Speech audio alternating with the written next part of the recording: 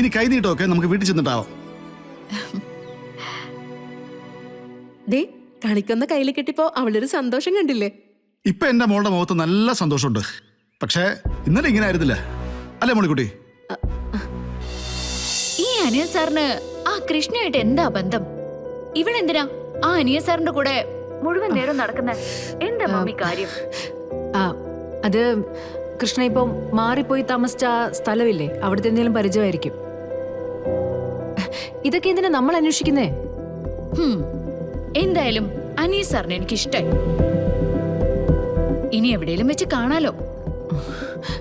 മോളെ, പുറത്താരോ വന്നിട്ടുണ്ട്, മമ്മി ഒന്ന് പോയി നോക്കട്ടെ. ആ ശരി മമ്മി, ഞാൻ കുറച്ചു നേരം കഴിഞ്ഞിട്ട് വിളിക്കാം.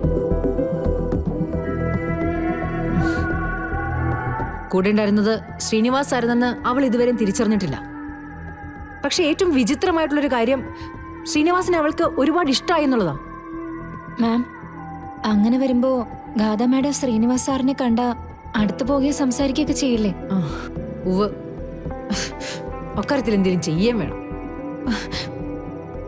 അയാൾ അവളെ കാണാതിരിക്കാൻ ഞാൻ ഒരുപാട് ശ്രമിച്ചതാ, പക്ഷെ പരാജയപ്പെട്ടു പോകുന്നു കണ്ടോ. സിതാര ശ്രീനിവാസ് അടിപതറി പോകുന്നത് ഇത്തരം ചില അവസരങ്ങളിലാണ്. അനിയൻ സാറെന്ന് അവൾ വിളിക്കുന്നത് സ്വന്തം പപ്പയെ തന്നെയെന്ന് ഞാൻ പറഞ്ഞ,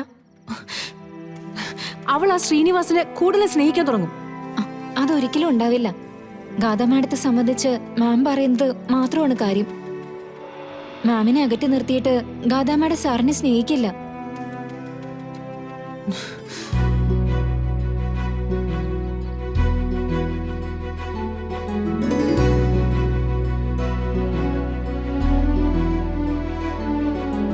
മോളെ, നമ്മൾ വീട്ടിലൊരു കണി സെറ്റ് ചെയ്തില്ലല്ലോ. തൽക്കാലം നമുക്കേ കുറച്ച് കൊന്നപ്പോ പറിച്ചെടുത്തോണ്ടങ്ങ് പോയാലോ? ആ ശരി അച്ഛാ.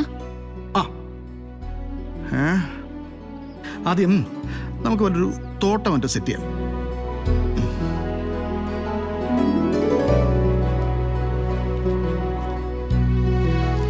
അച്ഛാ അവിടെ, ആ അങ്ങോട്ടേക്ക് അങ്ങോട്ടേക്ക്.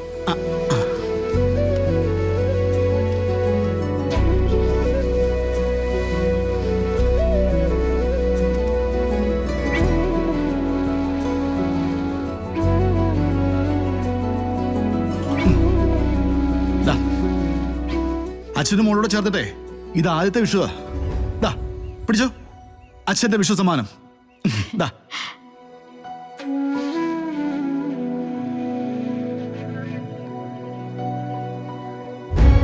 ഇനി കൈ നീട്ടമൊക്കെ നമുക്ക് വീട്ടിൽ ചെന്നിട്ടാവാം. ദേ കണിക്കൊന്ന കയ്യിൽ കിട്ടിയപ്പോ അവളൊരു സന്തോഷം കണ്ടില്ലേ? ഇപ്പൊ എന്റെ മോളുടെ മുഖത്ത് നല്ല സന്തോഷമുണ്ട്. പക്ഷേ ഇന്നലെ ഇങ്ങനെ ആയിരുന്നില്ല അല്ലേ മോളിക്കുട്ടി? ഇന്നലെ എന്തായിരുന്നു കുഴപ്പം? നമ്മൾ ഒന്നിച്ച് നവീന്റെ വീട്ടിൽ എത്തുന്നവരെ ഒരു പ്രോബ്ലം ഉണ്ടായിരുന്നില്ല. പക്ഷേ അവിടുന്ന് ഇറങ്ങിയപ്പോ മുതല് ഞാൻ കണ്ടത് വേറൊരാളെയാ. മോൾക്ക് നല്ല ക്ഷീണം ഉണ്ടായിരുന്നു, അച്ഛൻ സംഭവിച്ചു, വ്രതമായിരുന്നു, അതും അറിയാം. പക്ഷെ അങ്ങനെ ഒരു സാഹചര്യത്തില് തളർന്നു പോകുന്ന ഒരാളല്ലല്ലോ എന്റെ മോള്. അത് മാത്രമല്ല പ്രശ്നം, വേറൊരു കാര്യം കൂടെ അച്ഛൻ ശ്രദ്ധിച്ചു. എന്താ? നവീന്റെ വീട്ടിൽ നിന്ന് തിരിച്ചു വന്ന നിമിഷം മുതല് മോൾ അച്ഛനോട് കുറച്ച് അകലം കാണിച്ചോ എന്നൊരു സംശയം. അതേതായാലും സത്യം തന്നെയാ. പിന്നെ സാറിനോടല്ലേ കൃഷ്ണ അകലം കാണിക്കുന്നത്? അതെ, സ്നേഹക്കൂടുതൽ കൊണ്ട് സാറിന് തോന്നിയതായിരിക്കും. ആണോ മോളെ? ആ അച്ഛനോട് ഇന്നലെ പിണങ്ങി എന്നാണ് തോന്നിയതെങ്കിലേ ഇന്ന് ഞാൻ പിണങ്ങിയിരിക്കാം, പോരെ? യോ വേണ്ട വേണ്ട, അതൊന്നും വേണ്ട.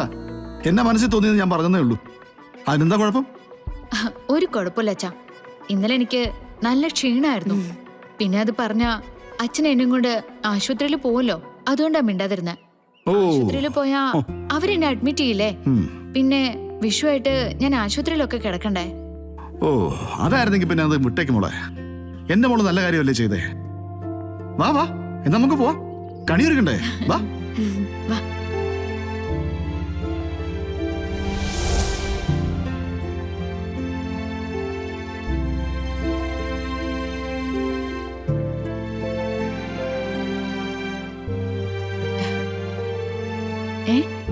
ഇതെന്താ കണ്ണു പൊത്തിയത് ആരാണെന്ന് പോലും നോക്കാത്തെ? നമ്മുടെ ബെഡ്റൂമിൽ വന്നിട്ട് എന്റെ കണ്ണു പൊത്താൻ വേറെ ആർക്കത്ര അധികാരം? വാ.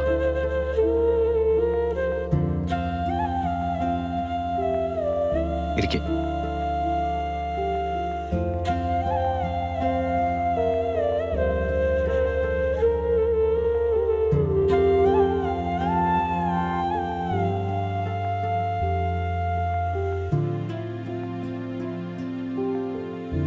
ചടങ്ങുകളൊക്കെ കഴിഞ്ഞതുകൊണ്ടായിരിക്കണം തന്റെ മുഖത്ത് നല്ല സന്തോഷമുണ്ട്. അതെ, ഈ കണ്ണാടിയിൽ നോക്കുന്നത് പോലെ. കണ്ണാടിയിൽ നോക്കി നമ്മളൊന്ന് ചിരിച്ചാ നമ്മുടെ പ്രതിബിംബവും ചിരിക്കില്ലേ? അതുപോലെ നവീന്റെ മുഖത്തൊരു ചിരിയുണ്ടെങ്കിൽ ആ ചിരി എന്റെ മുഖത്തുണ്ടാവും. എന്റെ അമ്മോ, ഇതൊക്കെ കേൾക്കുമ്പോ എന്തൊരു മനസമാധാനം എന്നറിയോ? എപ്പോഴും ഇങ്ങനെ ഓരോന്ന് പറയാത്ത എന്താ? എനിക്ക് തോന്നുമ്പോ ഞാൻ പറയുന്നുണ്ടല്ലോ.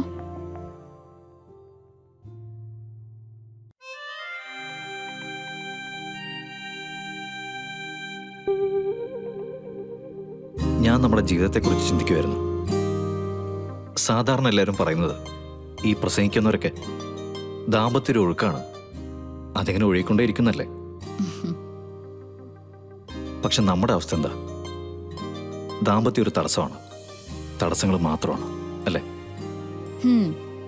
നവീന്റെ സങ്കടാണ് ഈ പറയുന്നതൊക്കെ. സങ്കടം ഞാൻ എന്റേത് മാത്രമായിട്ട് ചുരുക്കുന്നൊന്നുമില്ല. ഇവിടെ ഇന്നലെ ഈ ബെഡ്റൂമില്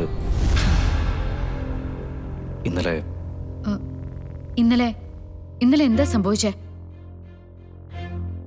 ഇന്നലെ ബെഡ്റൂമിൽ എന്താ സംഭവിച്ചേ? നവീനോട് ഞാൻ ചോദിക്കുന്നെ. എടോ, എന്താടോ ഇത്?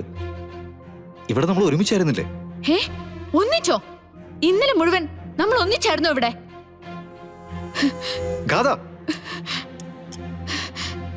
സത്യം പറ നവീൻ, ഇന്നലെ ഈ ബെഡ്റൂമില് എന്തൊക്കെ നടന്നു? എന്നോടെ മറച്ചു വെക്കാൻ ശ്രമിക്കണ്ട, എനിക്കത് അറിഞ്ഞേ പറ്റൂ. എടോ, തനിക്കെന്താ ഭ്രാന്താണോ? ഇന്നലെ ഈ ബെഡ്റൂമിൽ എന്ത് നടന്നാലും അത് നമ്മൾ തമ്മിലല്ലേ? അപ്പോ നടക്കേണ്ടതൊക്കെ നടന്നു അല്ലേ? നവീന് ഞാൻ ഇങ്ങനെ ഇന്നലെ കരുതിയിരുന്ന ഇത്രയ്ക്ക് ചീപ്പാവാൻ എങ്ങനെ നവീന് കഴിഞ്ഞു? താനെന്താ ഇങ്ങനെയൊക്കെ സംസാരിക്കുന്നത്? ഈ ബെഡ്റൂം നമ്മുടേതാ, നമ്മള് ഭാര്യ ഭർത്താക്കന്മാരാ. തന്റെ സംശയം കേട്ട് കഴിഞ്ഞാൽ താൻ വേറെ എവിടെ നിന്ന് വന്നവരുണ്ടല്ലോ. ആ തോന്നൽ എനിക്കല്ല, നവീന. എനിക്കിനി ഒന്നും കേൾക്കട്ടെ നവീൻ.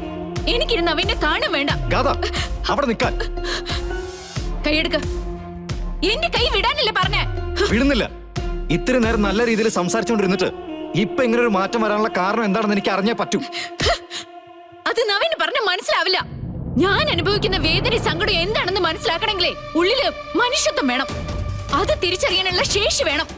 ഗദ, തനിക്ക് എന്തെങ്കിലും മാനസിക രോഗം ഉണ്ടെങ്കിലേ അതിന്റെ പേരിൽ എന്റെ സെൻസിനെ വെറുതെ കുറ്റപ്പെടുത്തരുത്. എടോ, താനെന്തിനെങ്ങനെ ശല്യാവുന്നേ?